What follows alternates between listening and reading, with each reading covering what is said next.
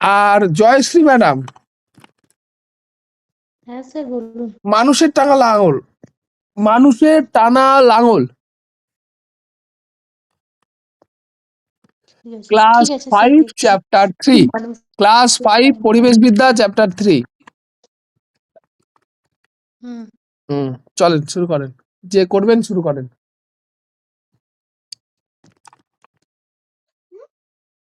Sir আমারটা কি বলেন, বন থেকে কি কি জিনিস পাই তাই তো? হ্যাঁ, বন থেকে কি কি জিনিস পায়, চ্যাপ্টার 4 পরিবেশ বিদ্যা ক্লাস 5।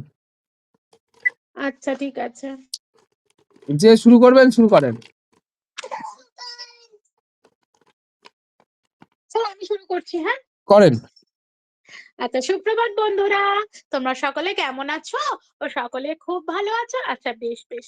আচ্ছা বলো তো, আমাদের সামনে এগুলো কি রাখা আছে? হ্যাঁ, চেয়ার, বেঞ্চ। আর এটা কি বলো তো আমার হাতে? হ্যাঁ ঠিক বলেছো, পেন্সিল। আচ্ছা আমাকে কি কেউ তোমরা বলতে পারবে এই চেয়ার, বেঞ্চ, পেন্সিল কি দিয়ে তৈরি হয়? হ্যাঁ ঠিক বলেছো, কাঠ দিয়ে তৈরি হয়। আচ্ছা এই কাঠ আমরা কোথা থেকে পাই? ঠিক বলেছো, গাছ থেকে পাই। আচ্ছা ধরো যেখানে অনেক গাছ থাকে তাকে কি বলে? হ্যাঁ ঠিক বলেছো, বনভূমি বা অরণ্য বলে।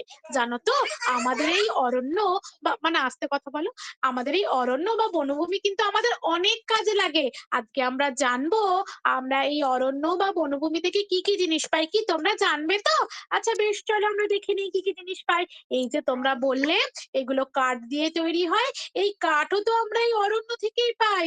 গাছ যে যে জিনিসগুলো আমরা আমাদের দেয়, সেগুলো সবই কিন্তু আমরা এই অরণ্য থেকে পাই। গাছ আর কি দেয় বলো? ফুল দেয়, ফল দেয়। এই যে আমাদের কাঠ দিচ্ছে, সেই কাঠ আমাদের এত কিছু তৈরি করতে কাজে লাগছে, সেগুলো দেয়। আবার জানো কি, অরণ্যেতে অনেক রকমের গাছ পাওয়া যায় যেগুলো দিয়ে কাঁদে না, যেগুলো দিয়ে ওষুধ তৈরি হয়। সেই ওষুধগুলোও কিন্তু আমরা অরণ্য থেকে সংগ্রহ করি। আবার জানো, সেই সমস্ত ওষুধ তো আমাদের অবশ্যই রোগ রোগ নিরাময়ে কাজে, মানে চুপ করো শোনা, রোগ নিরাময়ে কাজে লাগে। আবার গাছ আমরা যে রাবারটা ব্যবহার করছি, কি তোমরা সবাই রাবার ব্যবহার করো তো? এই রাবারও কিন্তু গাছের আঠা থেকে তৈরি হয়। কি থেকে তৈরি হয় বললাম?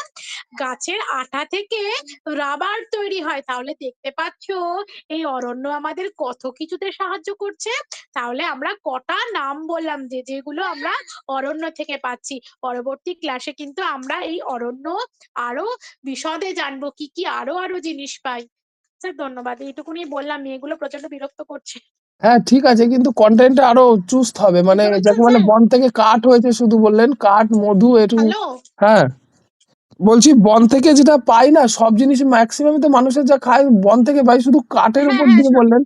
আর আপনি একটা কাজ হ্যাঁ হ্যাঁ করবেন না, আমি একটা জিনিস আপনাকে বলে দিই যে আচ্ছা আপনাদের এই টপিক মেনলি আমি সব যেগুলো জিজ্ঞেস করছি না সেগুলো সব বই থেকে আর এই অ্যাপস থেকেই তুলছি। আচ্ছা বেশ। ঠিক আছে, এই আমি অ্যাপসটা অ্যাপস একটু থেকে দেখে নাও নিন তো। একটুখানি, আমার কাছে বইটা আছে, বইটা থেকেই আমি মানে বইটাই দেখি আর কি। না ম্যাডাম, আমি একটা কথা বলি, বইটা কখনো হাতের সামনে থাকে কখনো থাকে না, কিন্তু অ্যাপসটা আপনার মোবাইলে সবসময়ের জন্য থাকে, তো ওখান থেকে একটু দেখে নিন। আচ্ছা ঠিক আছে। কেননা আমি মানে আমি যেটা বললাম মোটামুটি মানে চলবে তো? মোটামুটি চলবে, কিন্তু ভালো হলো না। ভালো হলো না কারণ আমার পাশে ঠিক আছে, মেয়েরা টপিক আছে। টপিক তৈরি করে পরবর্তীতে হ্যাঁ হ্যাঁ বলবেন। কিন্তু দেখেন ঠিক ম্যাডাম, আছে। আপনারা আপনারা করবেন না তো, আমাকে এই জোর জবরদস্তি এটা করতে লাগছে, কিছু করার নেই। হ্যাঁ স্যার ঠিক আপনারা আছে, কেউ অসুবিধা করছেন নেই। না তো, আপনারা কেউ দিচ্ছে না ডেমো টিচিং, আমি ছাড়া কেউ ডেমো টিচিং পাঠাচ্ছেন না। তাই এইভাবেই আমি ডেভেলপ করা ছাড়া আমি রাস্তা খুঁজে পাচ্ছি না। স্যার আবার আমাকে টপিক বলুন, আমি আবার বলার চেষ্টা করব। দেখি আপনি এটা কত। আমি আরো ভালো করে দেবো আপনাকে। ঠিক আছে, ঠিক আছে, লেখা নেই কাগজে, আছে শুধু মগজে, চ্যাপ্টার।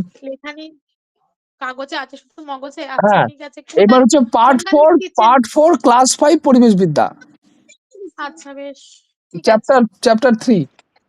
স্যার ঠিক আছে। আমার স্যার টপিকটা তো আমারটা কি লাঠি বলবো স্যার? শুরু করে করেন। পেলাম না তো। স্যার আমার টপিকটা কোন ক্লাস থেকে দিয়েছেন স্যার? বন্ধ কি কি টপিক ছিল আপনার? লাঠি না কি বেশ বললেন, লাঠি হ্যাঁ, দিয়ে। যে যে কাজে আমরা ব্যবহার করি লাঠি, সেটা ছিল হচ্ছে ক্লাস 4 পরিবেশ বিদ্যা।